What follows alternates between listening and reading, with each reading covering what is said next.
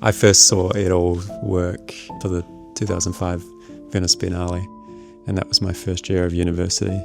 And it showed me certain things were possible that I didn't realise were possible before, and that you didn't have to give all the answers. You could be cryptic, and there was a certain mystique attached to Edel's practice, which I found really appealing and really informed my practice.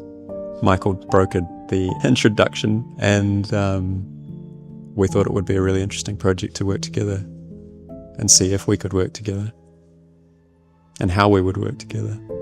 Michael had this picture of a lot of plinths because he'd been overseas, maybe he'd visited Boyce, but anyway, he was quite inspired. So that was why there's quite a few plinths, because there was this sort of like introduced concept in there. It was a very different process to what I'm used to with interior design and architecture, and especially the making of an exhibition is quite a particular craft.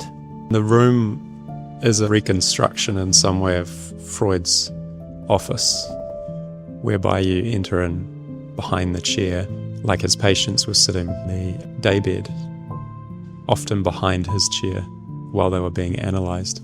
It's gone through various modifications, so the table became the chaise, and then the blanket became the chaise, and then the tray became the chaise. The wall was quite pivotal as well. Interior space is more of a monologue.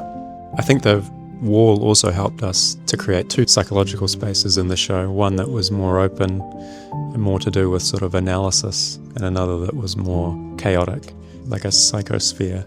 The chair was the starting point, but that was added to by the fact that the film was about violence against women and children, which brings in trauma and memory. So we were crossing sort of like the Māori worldview and the European perspective of the white male and trying to bring it into a current perspective.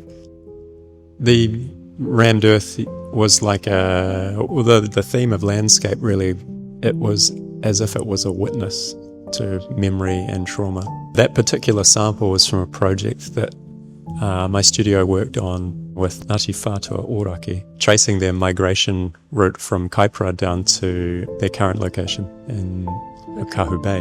The manaakitanga was a reference to the colonisation of language by a public institution where they were introducing te reo, really not honouring the meaning of the word. The interesting aspect of a collaboration is, in this case with Rufus, is that it draws out the unexpected, so there's an out-of-control element to it.